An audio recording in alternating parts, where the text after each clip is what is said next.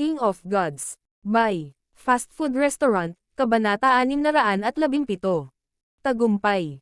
Kung lalabag ako sa mga patakaran at tutulungan kita, magiging malaking panganib din ito para sa akin. Malinaw ang saloobin ng Eternally Sealed Palace Lord. Bagamat handa si Zhao Feng para sa resultang ito, nanlamig pa rin ang kanyang puso, at medyo nabigo siya. Wala na bang paraan? Hindi sumuko si Zhao Feng. Walang paraan talaga.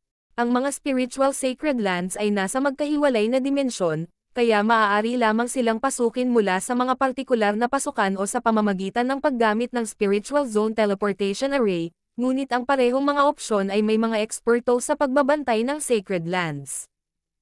Halos hindi na makapasok. May kumpiyansa na sabi ng Eternally Sealed Palace Lord. Bilang isang Void Ocean Palace Lord, nagmula siya sa Spiritual Sacred Lands, kaya alam na alam niya ang mga patakaran. Pagkarinig hanggang doon, naunawaan ni Zhao Feng kung ano ang problema. Ang pinakamahirap na bahagi ay ang paghihigpit laban sa mga tagalabas. Sa katotohanan, hindi napakahirap o peligro para sa Eternally Sealed Palace Lord na ipadala si Zhao Feng sa isang Void Ocean Spiritual Palace na malapit sa True Martial Sacred Land, ngunit ang isang Spiritual Sacred Land ay isang sagradong lupain ng paglilinang na hindi maaaring maihahambing sa mga normal na zone ng isla. Tanging mayroong 3 star na puwersa, at ang lahat ng mahalaga at pambihirang mga mapagkukunan ay malinaw na limitado sa mga miyembro lamang. Maliban na lang kung nagawa mong maging miyembro ng Sacred Lands, pero kailangan mo munang pumasok sa True Martial Sacred Land para magawa iyon. Hindi napigilan ng Eternally Sealed Palace Lord ang kanyang ulo, at napabuntong hininga si Zhao Feng sa kanyang puso. Hindi niya maiwasang isipin na, kung hindi siya makapasok sa Spiritual Sacred Land, ang susunod na pinakamahusay na alternatibo ay ang pumunta sa pinakamalapit na Void Ocean Spiritual Palace. Mayroon kang Spiritual Palace Gold Token, kaya kung handa kang magbayad ng malaking halaga ng Primal Crystal Stones para sa array, maaari kitang ipadala sa Spiritual Palace na pinakamalapit sa Sacred Land. Maaaring sumang-ayon ang Eternally Sealed Palace Lord, at nagsimulang mag-isip si Zhao Feng. Hinintay ng Eternally Sealed Palace Lord ang sagot ni Zhao Feng na may mahinang ngiti, at na-curious siya kung bakit gustong pumasok ni Zhao Feng sa Sacred Land ng ganoon kadali.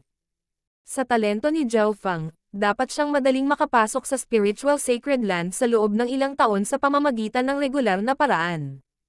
Senior, maaari ba akong magtanong sa iyo tungkol sa isang tao? Biglang tanong ni Zhao Feng. Ang dahilan kung bakit siya pupunta sa True Martial Sacred Lands ay para makahanap ng isang tao. Sino ta? Nanatili ako sa Spiritual Sacred Land sa loob ng ilang daang taon, kaya kilala ko ang karamihan sa mga sikat na tao. Ang Eternally Sealed Palace Lord ay may tiwala. Huminga ng malalim si Zhao Feng nang tumunog sa kanyang isipan ang mga salita ng Purple Saint Partial Spirit. Zhao Feng, pumunta sa True Martial Sacred Land at hanapin ang isang taong tinatawag na Duan Moching kasama ang aking Purple Saint Token, ngunit hindi ko alam kung ang taong iyon ay buhay pa o hindi. Kung siya nga, tiyak na tutulungan kanya. Mapagkakatiwalaan siya. May kilala ba si senior na tinatawag na Duan Moching? Tanong ni Zhao Feng. Duan Moching. Duan mo. Pwede bang? Kapansin-pansing nagbago ang ekspresyon ng Eternally Sealed Palace Lord. Duan Moching. Ang ekspresyon ng Eternally Sealed Palace Lord ay sumailalim sa mga halatang pagbabago. Baka kamag-anak ka ni Duan Moching. Ang Eternally Sealed Palace Lord ay nasa sabik habang nagtanong siya sa isang apurahang tono. Malinaw na ang pangalang Duan Moching ay naglagay sa Eternally Sealed Palace Lord sa estado ng pagkabigla. Tumigil sandali si Zhao Feng bago sumagot.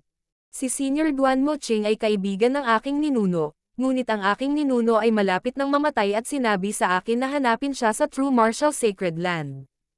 Nang marinig iyon, ang Eternally Sealed Palace Lord ay tumingin kay Zhao Feng sa ibang liwanag.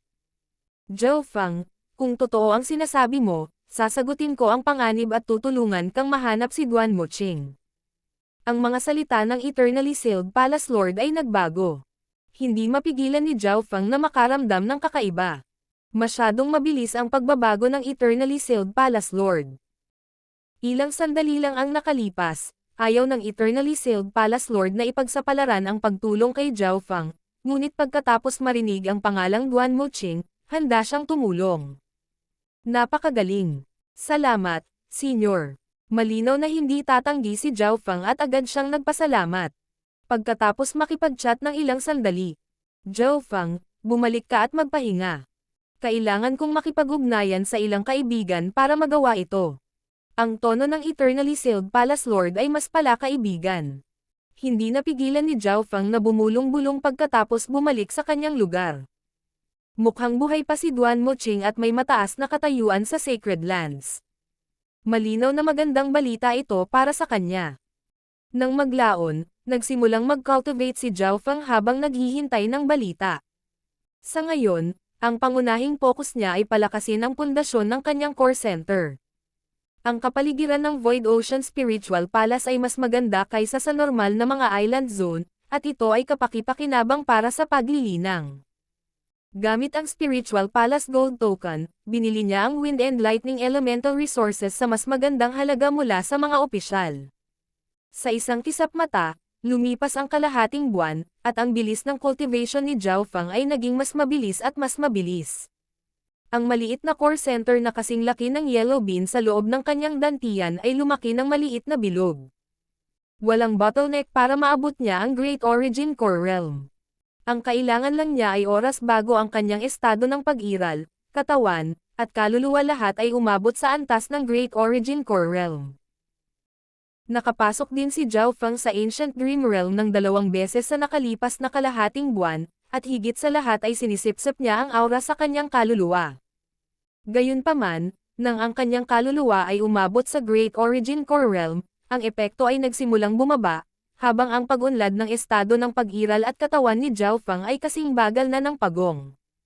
Kung tungkol sa asensya ng dugo sa puso, wala na itong silbi kay Zhao Feng.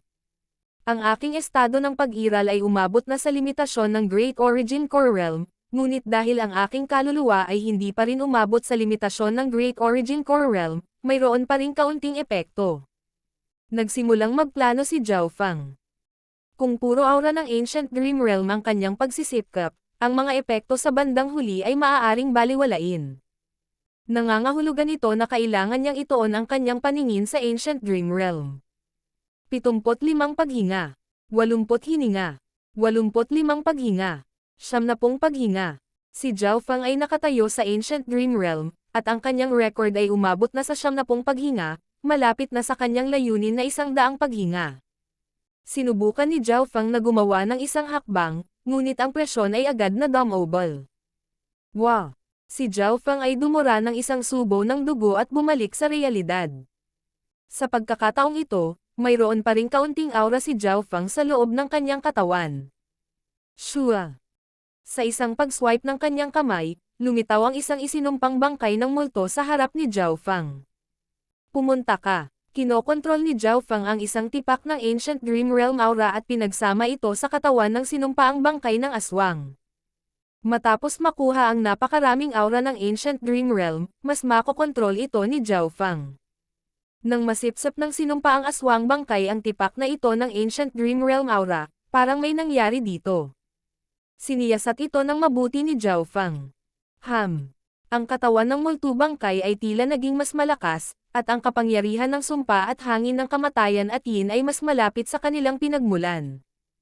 Pagtatapos ni Zhao Feng, ang aura ng Ancient Dream Realm ay tila may epekto sa anuman at lahat, anuman ang elemento.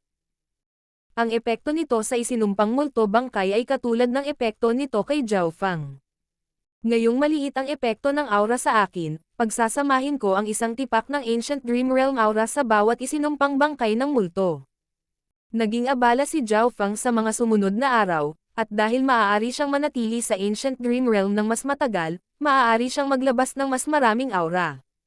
Makalipas ang 4 hanggang 5 araw, matagumpay na naabsorb ng bawat sinumpaang Ghost Corpse ang isang tipak ng Ancient Dream Realm aura.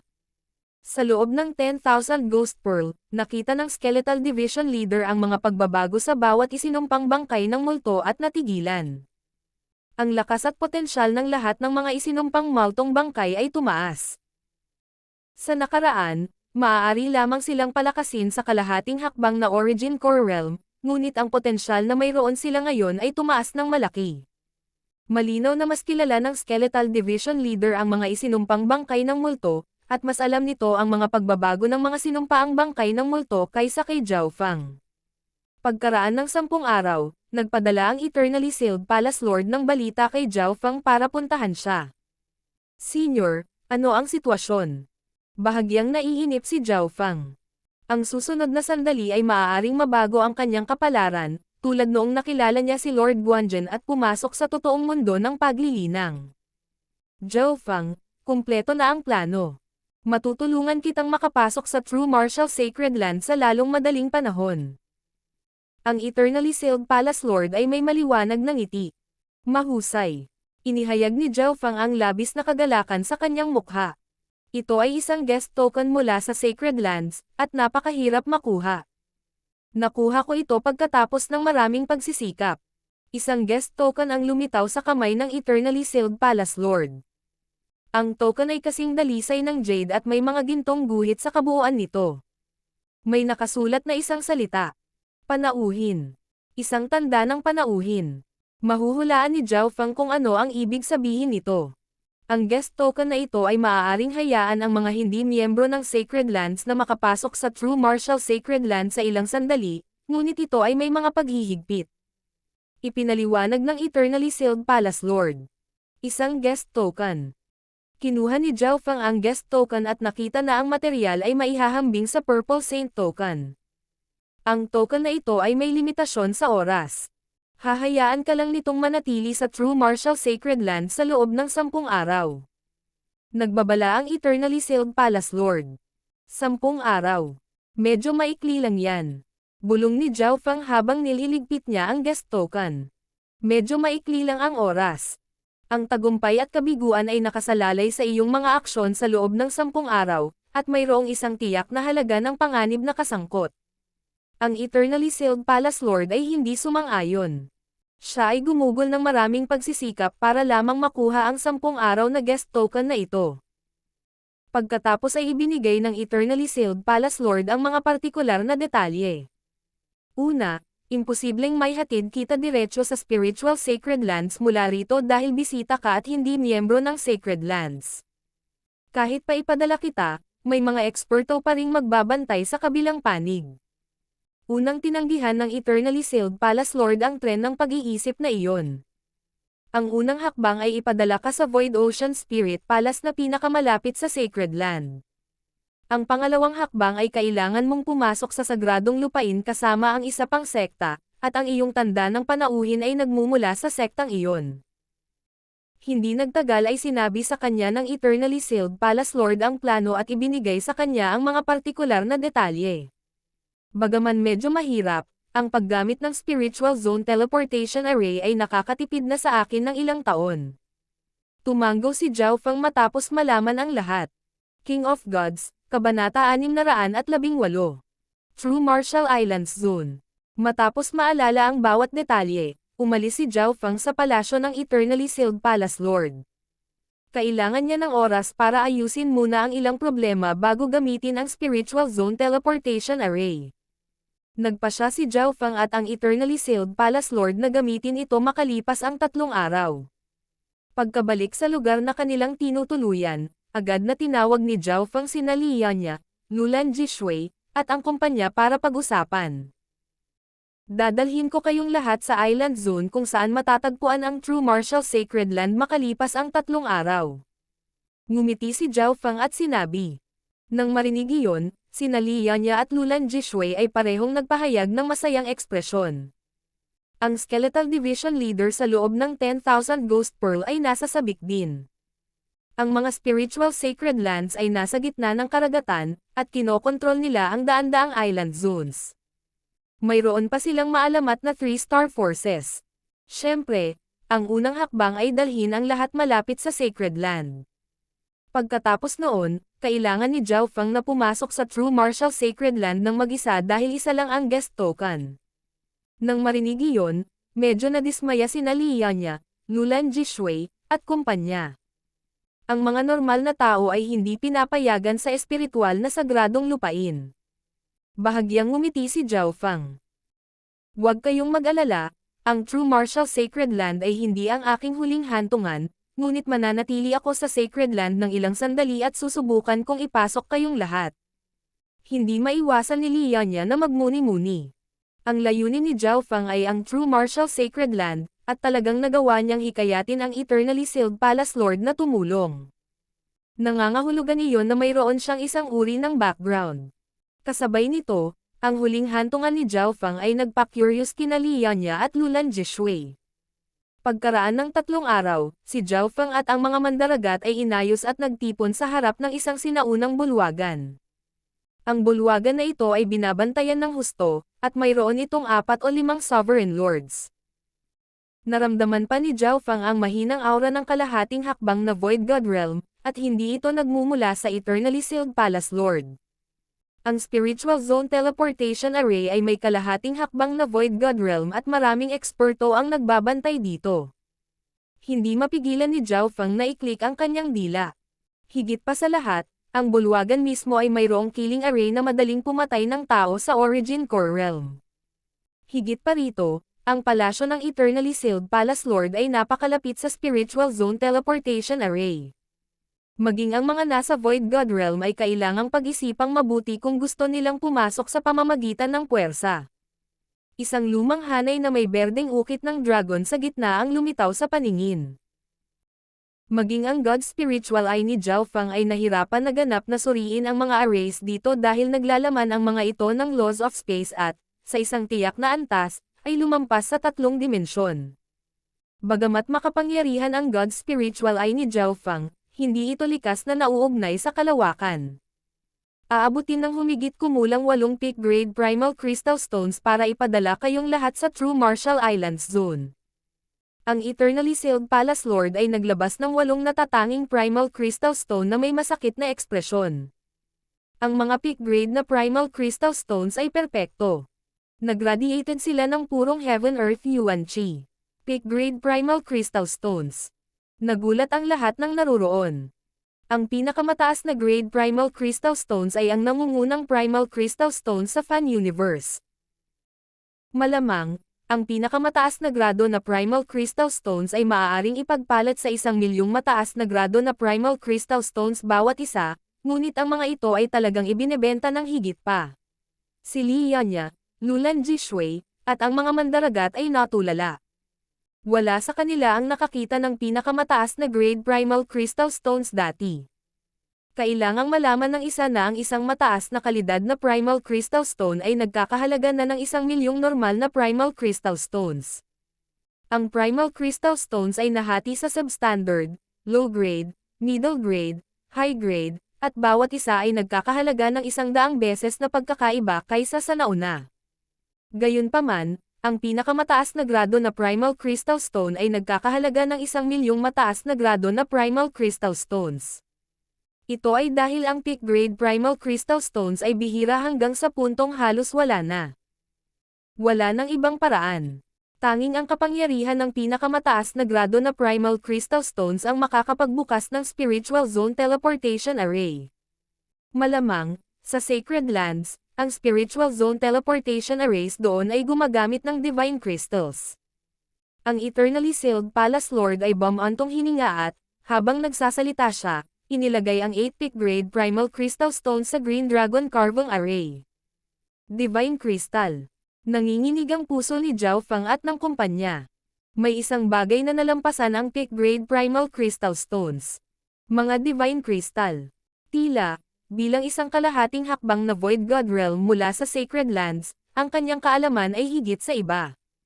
Hihihi. Ang mga Divine Crystal ay nagmula sa sinaunang panahon at hindi na malikha sa kasalukuyan.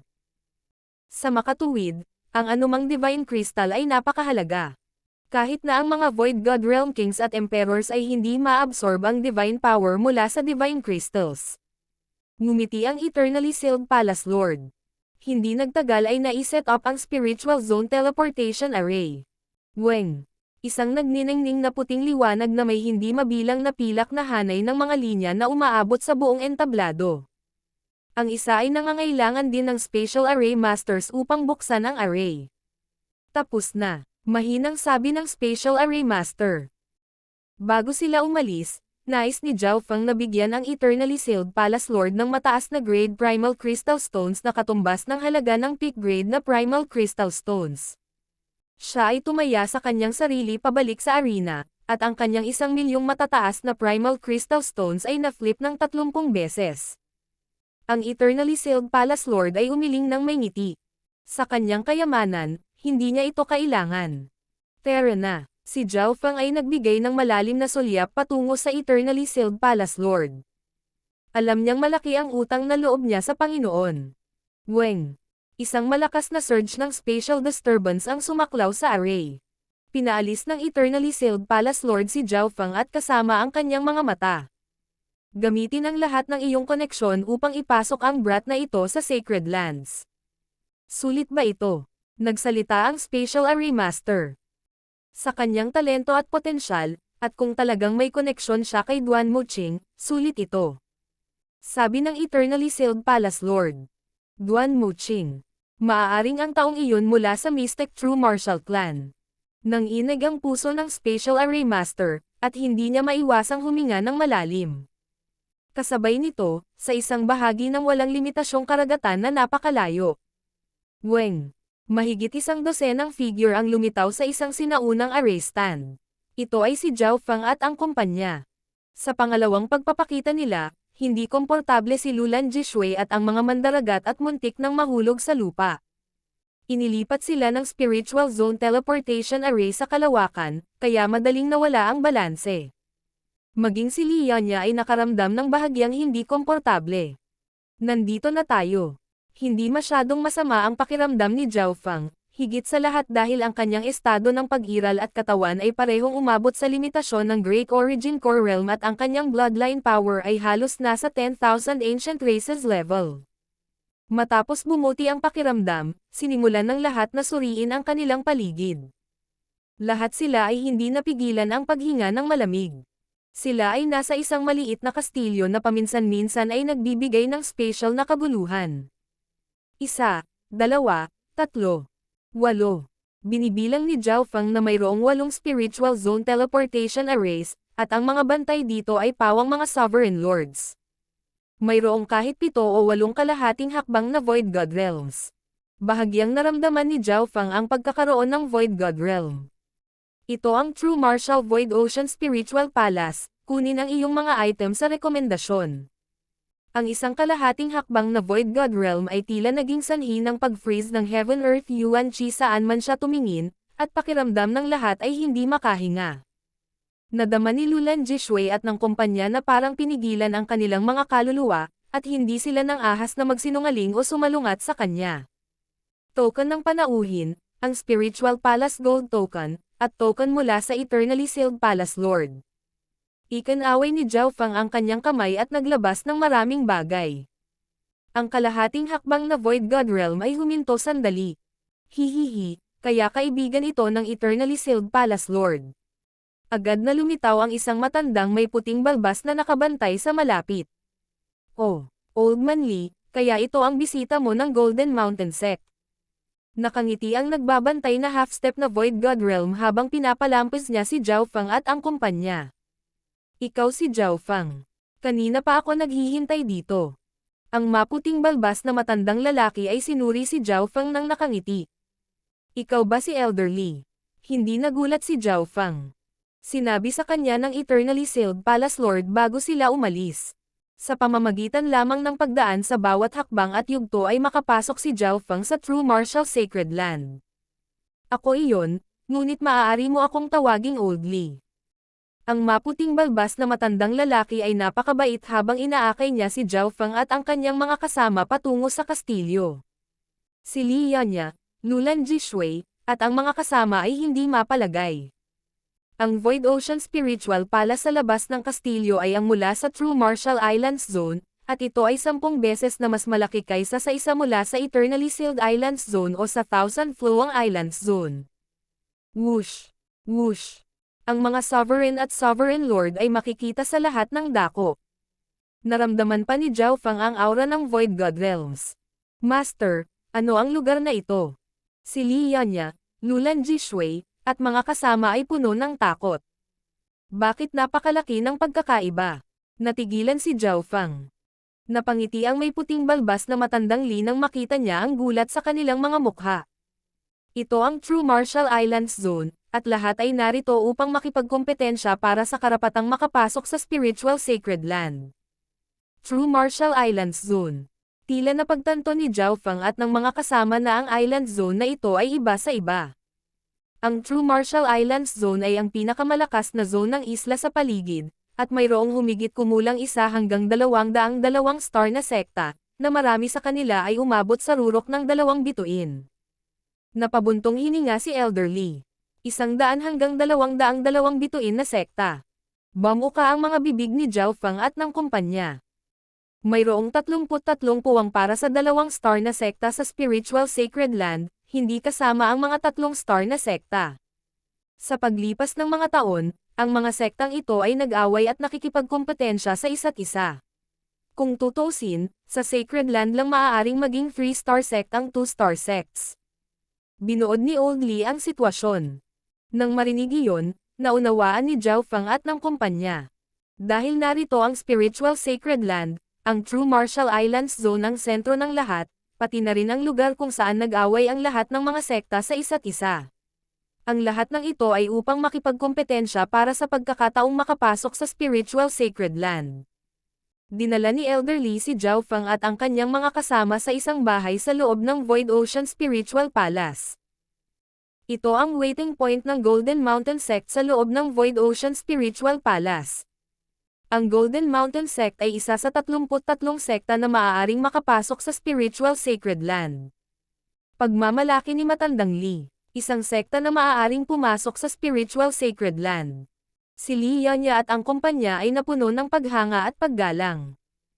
Ang mga sekta na nakapasok sa Spiritual Sacred Lands ay talagang mga elite sa mga 2-star sects, at sila ay hindi mabilang na mas malakas kaysa sa mga katulad ng Moondiman Palace, Blackcliff Palace, at mga kasama. Naramdaman ni Zhao Fang na ang pinakamalakas na aura dito ay nagmula sa 2 kalahating hakbang na Void God Realms. Isa sa kanila ang may puting balbas na Elder Li. 3,000 ang kabuuang bilang ng mga taong maaari nating ipadala.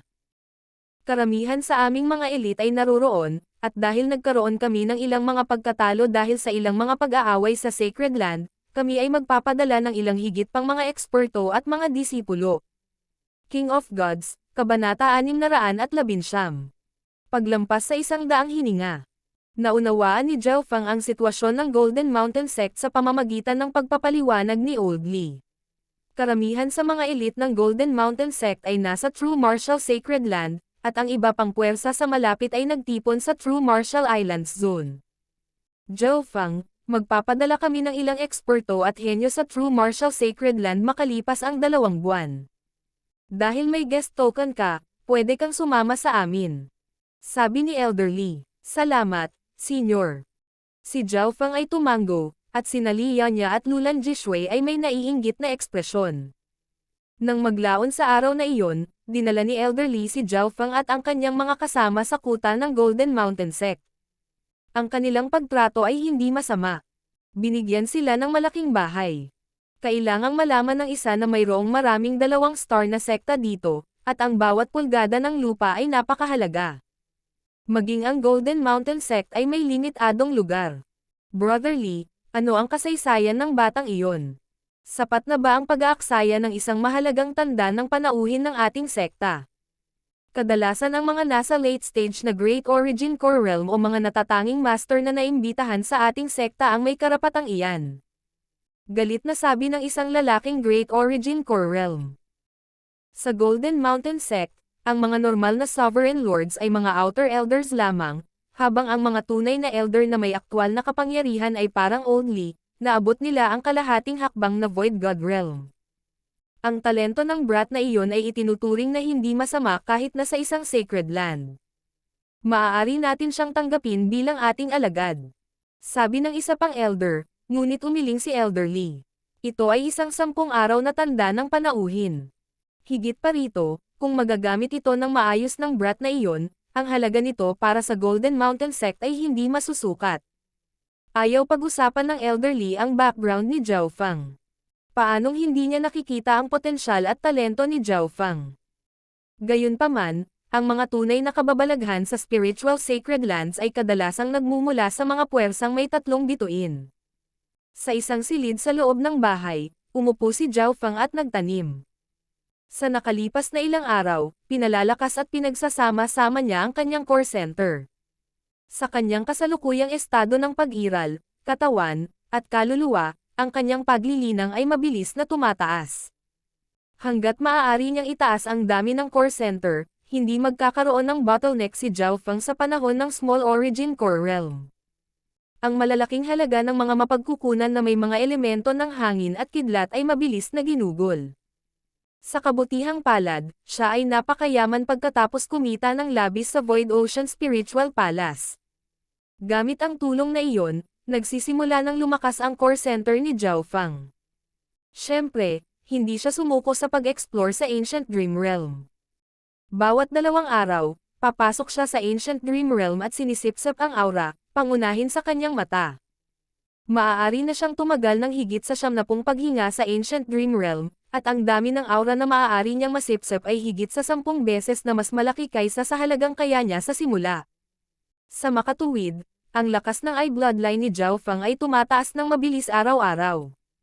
Lumipas ang 1 buwan. Ang lakas ng kaluluwa ni Zhao Feng ay maihahambing na ngayon sa huling yugto ng Great Origin Core Realm, at ito ay mas condensed kaysa dati. Sa sukat ng kanyang kaliwang mata, lumawak ang lawa sa 60 yarda. Kapag ang lawa ay lumawak sa 100 yarda, ang God's Spiritual Eye ay sasailalim sa isa pang pagbabago. Naramdaman ni Zhao Feng ang isang pakiramdam ng pagtawag mula sa kung saan. Sa sandaling ito, ang epekto ng aura ng Ancient Dream Realm sa kanyang kaluluwa ay lubhang nabawasan. Tinansya ni Zhao Feng na, habang papalapit siya sa Void God Realm, mas mababa ang epekto ng aura ng Ancient Dream Realm hanggang sa kalaunan ay wala na itong epekto. Si Zhao Feng ay pumasok muli sa Ancient Dream Realm. Habang ang kanyang estado ng pag-iral at kaluluwa ay parehong lumakas, si Zhao Feng ay maaaring tumagal ng mas matagal sa dimensyon. 70 paghinga. 8 paghinga. 90 paghinga. Si Zhao Feng ay madaling tumagal ng hanggang 70 paghinga. 75 paghinga. 76 na paghinga. 77 paghinga. Sa wakas, nang siya ay umabot sa 77 paghinga, ang pressure na natanggap ni Zhao Feng ay naging napakalakas na halos hindi siya nakagawa ng hakbang bago lumabas sa Ancient Dream Realm. Ito ay tulad ng pagpigil sa iyong hininga sa ilalim ng tubig. Habang tumatagal, mas malaki ang presyon sa iyong mga baga. 77 paghinga. Ang aking layunin ng 100 paghinga ay nakikita. Si Zhao Feng ay hindi nasugatan sa pagkakataong ito dahil hindi siya lumabas ng todo. Pumasok siya sa oras na ito higit sa lahat dahil gusto niyang pagsamahin ang kanyang pundasyon. Sa nakalipas na buwan, gumamit siya ng malaking halaga ng mahahalagang mapagkukunan, at ang kanyang core center ay papalapit na sa gitnang yugto ng Small Origin Core Realm. Kailangang malaman ng isa na ang core center ni Zhao Feng ay hindi kasing laki ng karaniwang Small Origin Core Realms, ngunit ang lakas ng kanyang True Yuan ay malapit sa isang late stage na Small Origin Core Realm. Sa ika-40 araw pagkatapos makarating sa True Martial Islands Zone, papasok na sana si Zhao Feng sa Ancient Dream Realm at lalagpasan ang 100 Breaths Barrier. Munting kaibigan Zhao Feng. Boses ng elderly. Ito ang unang pagkakataon na dumating siya para hanapin si Zhao Feng. Elderly. Lumabas si Zhao Feng at binati ang may puting balbas na matandang Li. Si Zhao Feng ay hindi naging malalim pagkaraang dumating dito dahil alam niyang malapit na siyang pumasok sa True Martial Sacred Land. Parang ganito iyan. May 20 araw pa bago magpadala ang Golden Mountain Sect ng isa pang grupo sa Sacred Land, na kinabibilangan ng halos 10 sa ating mga henyo. Nakangiting sabi ni Old Li. Pagkasabi nun ay nagtaas siya ng kamay. 9 na henyo ng Golden Mountain Sect ang nakatayo sa likuran niya. Ang makapasok sa Sacred Land ay nangangahulugan na mayroon silang magandang potensyal. Ang pinakamababang cultivation sa kanila ay ang pinakamataas na True Lord rank. Karamihan ay nasa half-step na Origin Core Realm, at mayroon ding 2 Small Origin Core Realm. Tumingin si Zhao Feng sa kanila.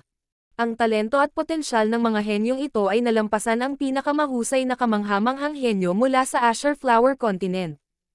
Ang edad ng ilang half-step na Origin Core Realms ay hindi lumampas sa 50, at ang dalawang early stage na Small Origin Core Realms ay hindi mas matanda sa 50 taon. Hanggat ang isa ay hindi lalampas sa edad na 50, karaniwan pa rin silang itinuturing na bahagi ng nakababatang henerasyon.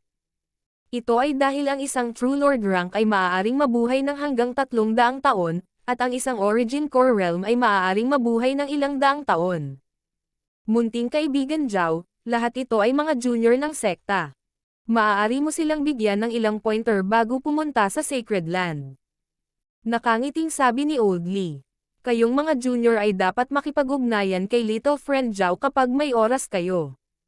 Kasabay nito, nagbigay siya ng senyales sa kanyang mga mata patungo sa mga henyo ng Golden Mountain Sect. Oo, Elder. Ang 9 na henyo ng Golden Mountain Sect ay sabay-sabay na sumagot. Hindi sila nang ahas na sumalungat sa utos ng isang elder na may aktwal na kapangyarihan at katayuan. Higit pa rito, karamihan sa kanila ay hinahangaan at iginagalang pa rin si Zhao Feng dahil sa kung gaano kataas ang kanyang cultivation na ibinigay sa kanyang edad. Hindi mahirap para kay Zhao Feng na hulaan ang mga intensyon ni Old Lee. Gusto niyang magkaroon ng relasyon ang isa o dalawa kay Zhao Feng. Brother Zhao, sinong eksperto ang iyong Panginoon? Ang pagpasok sa Origin Core Realm sa murang edad. Tanging si Senior Marshal Brother Yin na nakapasok sa Sacred Land ang may kukumpara sa iyo. Ang 9 na mga henyo ay lahat ay interesado sa pagkakakilanlan ni Zhao Feng. Sa kanila, mayroong isang lalaki at isang babae na nasa Origin Core Realm. Ang lalaki ay payat habang ang babae ay maganda at nakasuot ng puti. Ininspeksyon ng dalawa si Zhao Feng na may kumikislap na mga mata, at bagamat nagulat sila sa cultivation ni Zhao Feng dahil sa kung gaano siya kabata, hindi nila ito masyadong inisip. Sila ay nasa Origin Core Realm din, kaya sila ay nasa parehong antas. Nagsimulang makipag-ugnayan si Zhao Feng sa mga henyong ito ng may interes. Pagkatapos ng lahat sila ay nagmula sa Peak 2-star sect na Golden Mountain Sect, at ang kanilang mga inheritance at technique ay nalampasan ang mga normal na 2-star sects. Sa lakas ng kaluluwa at pangunawa ni Zhao Feng, marami siyang natutunan sa kanila. Pagkatapos noon, dapat makipag-spar si Zhao Feng sa Sham. Ang Golden Mountain Sect ay may espesyal na larangan ng martial arts na maaaring maghigpit sa kapangyarihan ng mga tao sa Origin Core Realm mula sa paglabas. Lahat ng nakatatanda ng Golden Mountain Sect ay lihim na nanood. Ilang half-step na Origin Core Realms ang humiling kay Zhao Feng na makipag-spar muna sa kanila. Kayong mga lalaki, subukan nyo ang kanyang lakas. Palihim na sabi ng lalaking payat sa Origin Core Realm. Malinaw na ang mga nasa half-step na Origin Core Realm ay hindi katugma para kay Zhao Feng, at lahat sila ay nahulog sa isang dampilang. Hindi man lang nahawakan ng half-step Origin Core Realms ang mga damit ni Zhao Feng. Ang bilis. Nagkatinginan ang lalaking payat at nakaputing damit na dilag, at bahagyang nagbago ang kanilang mga ekspresyon. Ang dalawang ito lamang ang halos hindi makakaya upang makita kung paano kumilos si Zhao Feng. Matapos talunin ang kalahating hakbang na Origin Core Realms, nalaman ni Zhao Feng na nakakasawa na ito, kaya iminungkahi niyang labanan ang payat na lalaki at kagandahang nakaputi ng magkasama. Nang marinig iyon, napahiya ang mga henyo mula sa Golden Mountain Sect. Parehong nagpakawala ng buntong hininga ang lalaking payat at dilag na nakaputi, ngunit sabay silang nagalit. Sa pagharap sa bilis ni Zhao Feng, maliit ang tsansa nilang manalo sa one-on-one fight. Ang resulta ng laban ay ikinagulat ng lahat. Plop! Plop! Ang dalawang Origin Core Realm henyo ay agad na natalo ni Zhao Feng. Shua! Isang malabo ng lilang kidlat at hangin ang dumaan sa dalawa. Purple Destruction Wind Lightning. Ito ba ay pamana ng Wind Lightning Emperor na iyon mula 10,000 taon na ang nakalilipas? Ang mga elder ng Golden Mountain Sect ay nag-click sa kanilang mga dila. Ang lakas na ipinakita ni Zhao Feng ay napakahusay. Malamang na walang gaanong tao sa ilalim ng Great Origin Core Realm na kapareha niya. Ang mga nauugnay kay Duan Moqing ay talagang hindi simple. Napabuntong hininga ang matandang Li, at hindi niya maiwasang malungkot. Masyadong malaki ang pagkakaiba ni Zhao Feng at ng mga henyo mula sa Golden Mountain Sect. Nangangahulugan iyon na nabigo ang kanyang intensyon. Ang dalawang grupo ay hindi kahit nasa parehong antas, kaya mahirap para sa kanila na bumuo ng anumang uri ng pagkakaibigan. Habang ang mga henyo mula sa Golden Mountain Sect ay nakaramdam ng kahihiyan, iginagalang nilang lahat ang lakas ni Zhao Fang. Maging si Senior Marshal Brother Yin, ang pinakamalakas na henyo ng ating sekta, ay maaaring hindi niya kapareha. Ang kagandahang nakaputi ay tumingin kay Zhao Fang ng may paghanga. Sa susunod na 2 araw, dahil masyadong malaki ang pagkakaiba ng dalawang panig, walang masyadong interaksyon sa pagitan ni Zhao Fang at ng mga henyong ito. Ang kagandahang nakaputi ay sinubukang makipag-date kay Zhao Fang minsan o 2 beses ngunit palaging nauuwi sa kabiguan. Nakatuon si Zhao Fang sa paglilinang. Gayunpaman, paminsan-minsan ay lilito sa kanyang isipan ang imahe ng isang tahimik, matikas, at maladyosa na babae na may nakapout na ekspresyon. Nakasuot din si Liu Chengxen ng puti noon, at sa paglipas ng panahon, mas naging malinaw ang alaala niya. Nagpakawala ng mahabang hininga si Zhao Fang nang lumitaw ang isang pambihirang tanda ng matinding emosyon sa kanyang mga mata. Sa isang pag-iisip, muli siyang nagpakita sa sinaunang Dream Realm. 10 paghinga, 30 paghinga, 60 paghinga, 70 paghinga. Ang pressure na naramdaman ni Zhao Fang ay naging mas matindi pagkatapos ng 70 paghinga. 75 paghinga, 77 paghinga, 79 na paghinga, 100 hininga. Si Zhao Fang ay parang isang eskulturang bato na umiral sa libu-libong taon na nakatanim sa lupa ng tiwangwang na lupaing ito. King of Gods, Kabanata 620. Isa pang tumalon. 100 hininga. Ang mga paa ni Zhao Fang ay tila nagugat sa lupa, at naramdaman niyang parang nabawasan ang presyon sa kanyang kaluluwa. Naramdaman ni Zhao Fang na biglang gumaan ang kanyang katawan, na parang tumaas ang kanyang compatibility sa Ancient Dream Realm. Parang isang hayop na nag-evolve. Ang mga hayop sa karagatan ay minsan ay umaangkop sa lupa o iba pang mga bagong kapaligiran. Ito ay pareho. Habang lumalaki ang katawan ni Zhao Fang na naglalaman ng higit na aura ng Ancient Dream Realm, lumakas ang kanyang kaluluwa at katawan at nagsimulang umangkop sa kakaibang dimensyong ito. Parang tinanggap ng bahaging ito ng tiwangwang na lupain ang kanyang aura sa isang tiyak na antas. Bilang isang tagalabas, si Zhao Fang ay nahaharap sa matinding panggigipit at paglaban mula sa langit at lupa, ngunit lahat iyon ay lubhang nabawasan ngayon. Madali na akong tumayo sa lupaing ito. Ang puso ni Zhao Fang ay napuno ng kagalakan. Nangangahulugan ito na maaari siyang manatili ng mas matagal sa Ancient Dream Realm at sumipsip ng hindi bababa sa 10 beses na higit pa sa aura. Ang 100 paghinga ay isang pangunahing punto ng tagumpay. Pagkatapos ay siniyasat ni Zhao Fang ang Ancient Dream Realm at sinubukang maglakad pasulong. Kasalukuyan siyang nasa isang tiwangwang na lugar, ngunit nakikita niya ang kalapit na mga puno at naririnig ang hiyawan ng mga ibon. Ang God Spiritual Eye ni Zhao Fang ay nakakita ng batis sa malayo.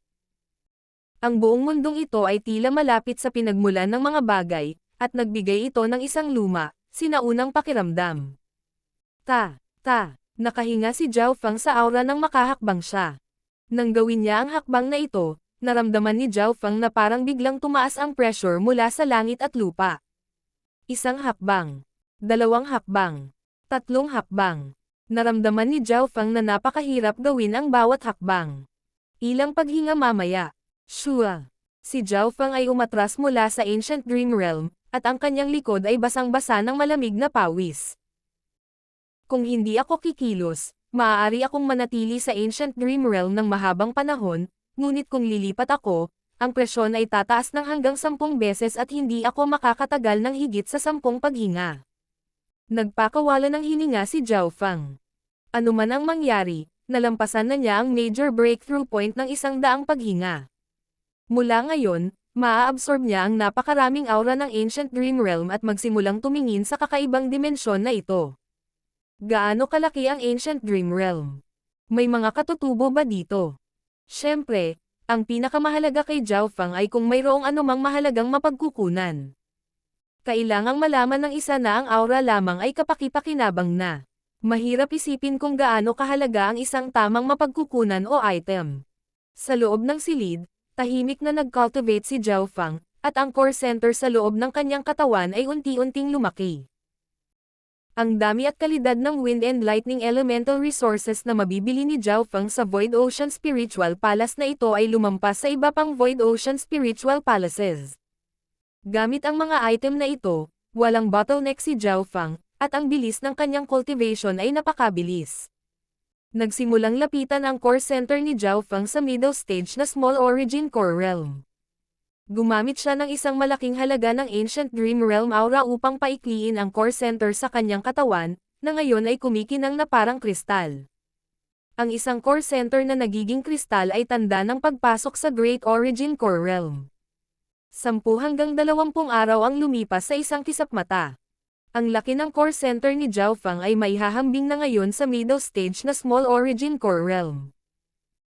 Higit pa riyan, ang core center ay naka-absorb ng napakaraming aura ng Ancient Dream Realm, na nagpapalapot at naglilinis ng kanyang wind lightning. Kahit na ang laki ng kanyang core center ay maihahambing sa gitnang yugto ng Small Origin Core Realm, ang kalidad at layunin ay nalampasan ang lahat ng nasa Small Origin Core Realm at sa halip ay may kukumpara sa Great Origin Core Realm Sovereign Lords. Middle Stage Small Origin Core Realm at halos buong pag-unawa sa Purple Destruction Wind Lightning. Lumitaw ang kaligayahan sa mukha ni Zhao Feng. Ang paglagpas sa 100 breaths barrier ay lubos na nagpapataas ng kanyang cultivation speed dahil maaari na siyang manatili sa dimensyon ng mas matagal at sumipsip ng mas maraming aura. Ngayon, ang kanyang estado ng pag-iral at katawan ay umabot na sa limitasyon ng Origin Core Realm, at ang kanyang kaluluwa ay malakas kahit na sa Great Origin Core Realm. Masasabing, sa 10 hanggang 20 araw na ito, ang lakas ni Zhao Feng ay tumaas ng mabilis. Nagpakawala ng hininga si Zhao Feng habang dahan-daang itinago ang kanyang aura at lumabas ng silid. Kapitan. Sina Li Yanya, Lulan Jishui, at ang mga marino ay bumati kay Zhao Feng. Habang nakatingin sila sa kanya, ang bawat kilos at galaw ni Zhao Feng ay nagdulot ng matinding pressure sa kanila. Para itong nakaharap sa isang sinaunang mapanglo na hayop. Ang kanilang mga katawan at estado ng pag-iral ay hindi sa parehong antas. Ang aura mula kay Kapitan ay katulad ni Jiang Fan mula sa Sacred Lands. Nagsimulang manginig ang bloodline ni Lulan Jishui. Naramdaman lang niya ang pakiramdam na ito nang kaharap si Jiang Fan, na may bloodline ng 10,000 ancient races. Sa totoo lang, kahit si Zhao Feng mismo ay hindi alam kung gaano kalakas ang kanyang bloodline. Binabati kita, Kapitan, sa pumasok sa Middle Stage Small Origin Core Realm. Ang bawat paghinga at titig ni Zhao Feng ay naglalaman ng pressure na higit sa Small Origin Core Realm. Sa loob ng 10,000 Ghost Pearl, gamit ang koneksyon ng Dark Heart Seed, naramdaman ng Skeletal Division Leader na mas lumakas ang kaluluwa ni Zhao Feng.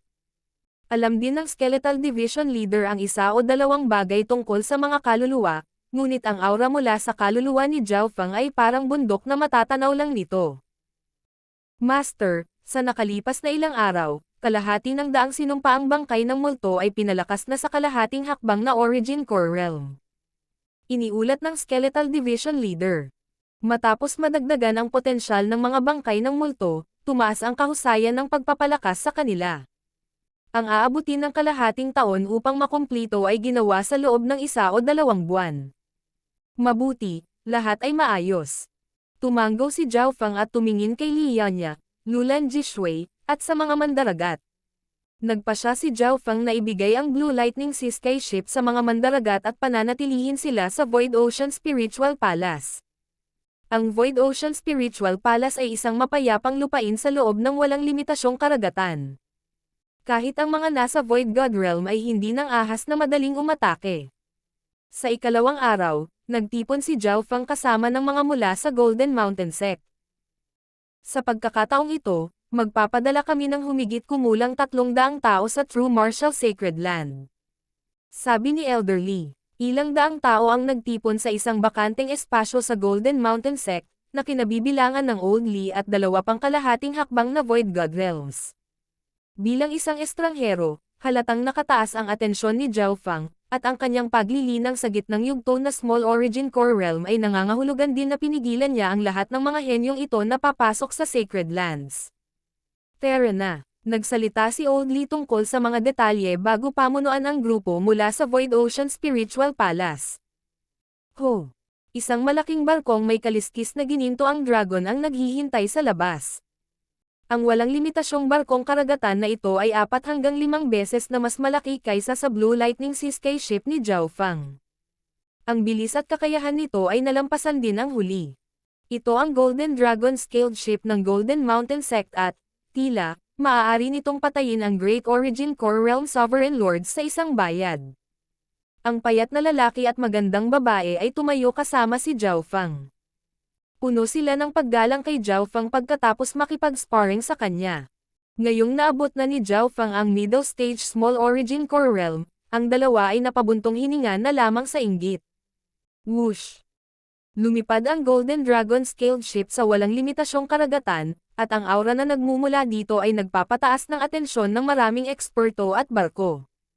Malamang kailangan nating lumipad ng 2 araw bago makarating sa pasukan ng True Martial Sacred Land.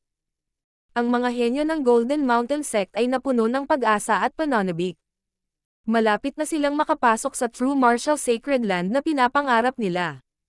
Tanging si Elderly lamang ang lihim na napabuntong hininga ng ang kanyang tingin ay tumingin sa mga disipulong ito. Marahil ay hindi nila alam kung gaano kalupit at kakompetensya ang Sacred Land. Kung ang Golden Mountain Sect ay gumawa ng anumang maliit na pagkakamali, malamang na mapapalitan sila ng isa pang Pictou Star Sect. Sa Golden Dragon Scaled Ship, bilang panauhin, nanatili si Zhao Fang sa isang eleganteng silid. Umupo siya, ngunit hindi siya nagpatuloy sa paglilinang. Sa halip, sinubukan niyang masanay sa kanyang bagong lakas. Makalipas ang kalahating araw, ang Golden Dragon Scaled Ship ay dumaan na sa 2 island zone, at ang kulay ng karagatan ay padilim ng padilim. Nagkaroon din ng paminsan-minsang bagyo. Nabuo ang mga whirlpool sa walang limitasyong karagatan, at ang Heaven Earth Yuan Chi dito ay magulo. Papasok na tayo sa Spiritual Sea. Tumunog ang boses ng kalahating hakbang na Void God Realm mula sa Golden Mountain Sect. Spiritual Sea. Isang mapa ang lumitaw sa isip ni Zhao Fang, na nagtuturo sa lokasyon ng Spiritual Sea. Ang True Martial Sacred Land ay nasa gitna ng Spiritual Sea, at ang Spiritual Sea ay nasa gitna ng True Martial Islands Zone. Ang Heaven Earth Yuan Chi sa paligid ng Spiritual Sea ay lubhang magulo at paminsan-minsan ay bumubuo ng mga nakakatakot na bagyo. Walang aalis sa Golden Dragon Scaled Ship. Kahit na ang mga normal na sovereign ay hindi makakaligtas sa Spiritual Sea. Nagbabala si Elderly. Halos naramdaman ni Zhao Fang ang paligid, ngunit wala siyang naramdamang mga buhay na aura sa paligid ng Spiritual Sea. Kung walang malakas na walang limitasyong barko sa karagatan, kahit ang mga sovereign ay hindi makakaligtas dito. Ang bilis ng Golden Dragon Scaled Ship ay kapansin-pansing nabawasan pagkatapos makapasok sa Spiritual Sea. Mabagal na lumipas ang oras. Habang lumalalim sila, mas malaki ang surge ng Heaven Earth Yuan Chi. Sa pagtatapos, kahit na ang Great Origin Core Realm Sovereign Lords ay hindi makakaligtas ng higit sa ilang oras dito. Ang kalidad ng Golden Dragon Scaled Ship ay nalampasan ang Blue Lightning Sea Sky Ship sa ngayon, at ang lakas ng hanay sa ibabaw ay kapansin-pansing naubos. Gumagastos ang Golden Dragon Scaled Ship ng malaking halaga ng Primal Crystal Stones bawat segundo, na lahat ay nasa middle grade man lang. Ang True Martial Sacred Land ay may 36 na pasukan. Pinipili namin ang 31, at malamang na makarating kami sa aming destinasyon sa loob ng ilang oras. Nakangiting sabi ni Elderly. Karamihan sa mga eksperto at henyo sa Golden Dragon Scaled Ship ay hindi pa nakakapunta sa Sacred Land noon, at lahat sila ay napuno ng pananabik. True Martial Sacred Land. Huminga ng malalim si Zhao Fang, at lumitaw ang Purple Saint Token sa kanyang kamay. Sa sandaling ito, sa kaluluwa ni Zhao Fang, ang aura ng Eye of Death ay biglang may naramdaman, at isang pamilyar at mapanganib na pakiramdam ang nagsimulang kumalat sa kanyang kaluluwa.